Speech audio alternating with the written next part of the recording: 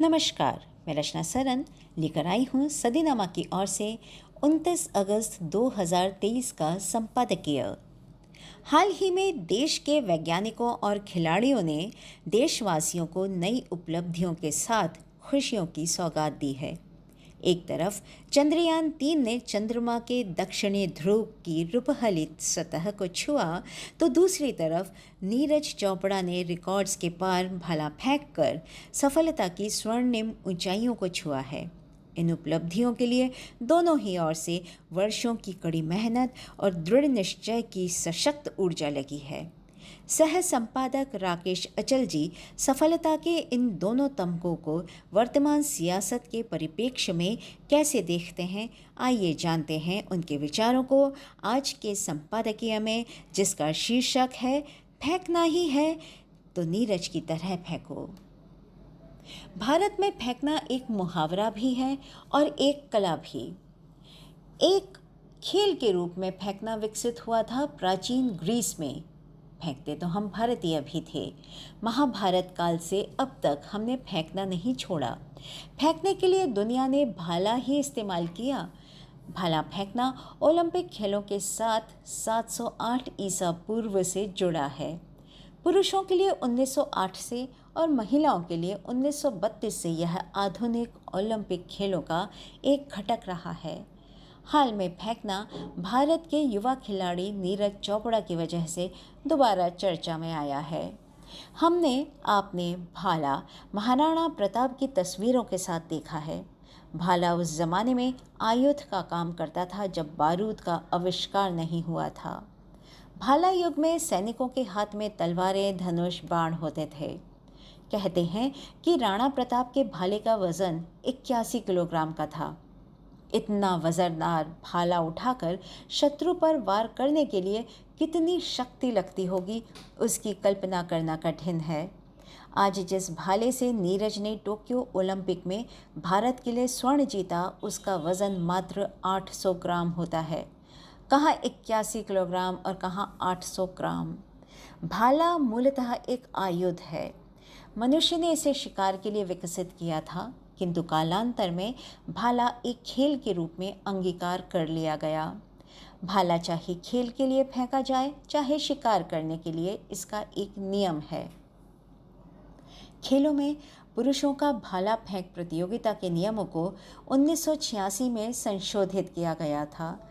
गुरुत्वाकर्षण के केंद्र को 4 सेंटीमीटर आगे स्थानांतरित कर दिया गया था। अपनी नाक को पहले नीचे करके और तेज करके यह फेंकने की दूरी को लगभग 10% तक कम करने में सक्षम था।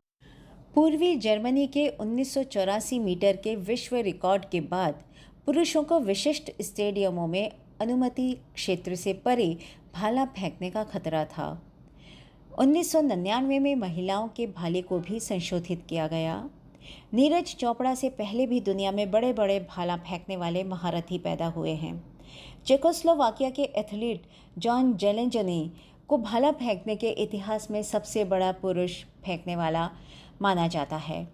1992 से 2000 तक उन्होंने ओलंपिक चैंपियनशिप की हैट्रिक जीती और 98.48 मीटर का विश्व रिकॉर्ड स्थापित किया।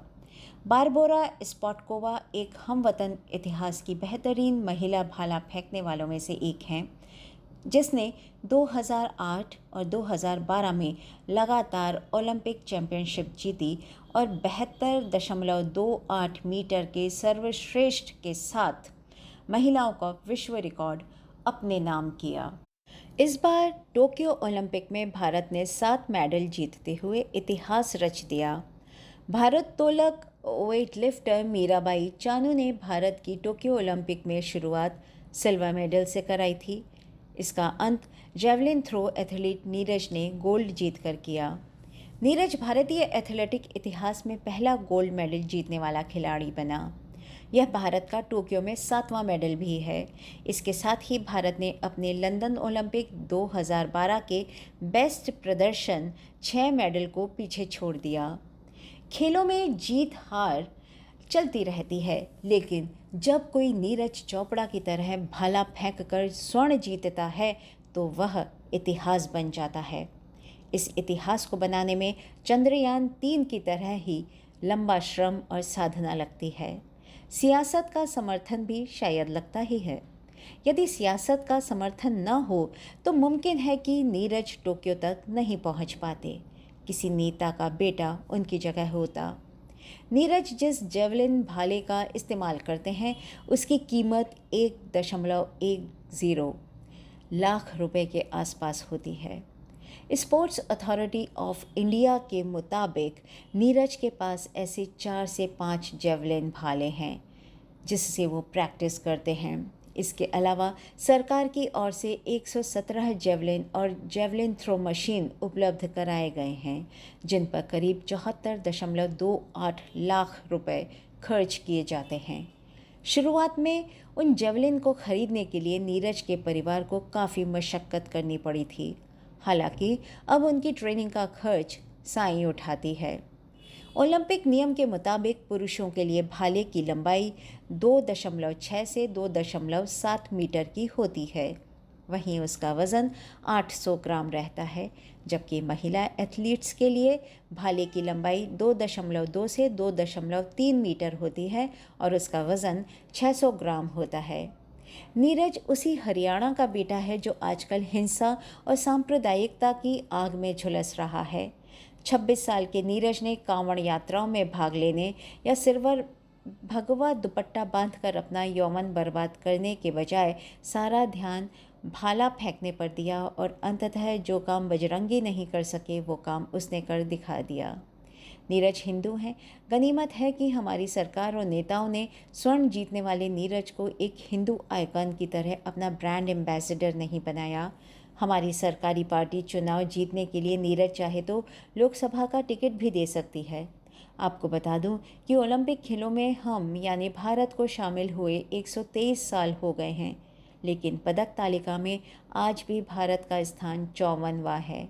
इसका कारण हमारी सियासत है, कल की सियासत भी और आज की सियासत भी। हम नेतागिरी के खेल के सामने किसी और खेल के खिलाड़ी को न प्रोत्साहित करते हैं न उसे आगे बढ़ने देते हैं। खेलों में परिवारवाद नहीं चलता, ये व्यक्तिगत उपलब्धियों का क्षेत्र है, लेकिन भारत में खेलों में भी परिवारवाद चलता है। खेल संगठनों के प्रमुख खिलाड़ी नहीं, नेता या उनके बेटे होते हैं। कल भी होते थे, आज भी होते हैं। जब तक ये सब होगा तब तक भारत में नीरज चोपड़ा जन्मेंगे तो, लेकिन बहुत कम संख्या में। हमें अपनी खेल नीतियाँ बदलनी होंगी। बहरहाल हम भाला फेंकने वाले नीरज चोपड़ा की उपलब्धि पर गौरवान्वित अनुभव करते हैं, उतना ही गौरवान्वित जितना कि इसरो के वैज्ञानिकों की उपलब्धि पर। सब देश के लिए काम कर रहे हैं, किसी का मकसद कुर्सी नहीं है। नीरज को सदीनामा की ओर से बधाई। नीरज जियो और लगातार आगे बढ़ते रहो। राकेश अचल। तो दोस्तों, ये था आज का संपादकीय फेंकना ही है तो नीरज की तरह फेंको। कल फिर एक नए विषय पर नए संपादकीय के साथ फिर से उपस्थित होंगे। तब तक के लिए नमस्कार। नई सदी, नया साल, नया महीना, खबरें भी नई। चंद्रयान से आसमान तक, देश से विदेश तक, बाजार से जन सरोकार तक, सब पर है हमारी पकड़। देखिए खबर सदीनामा, सदीनामा, सदीनामा।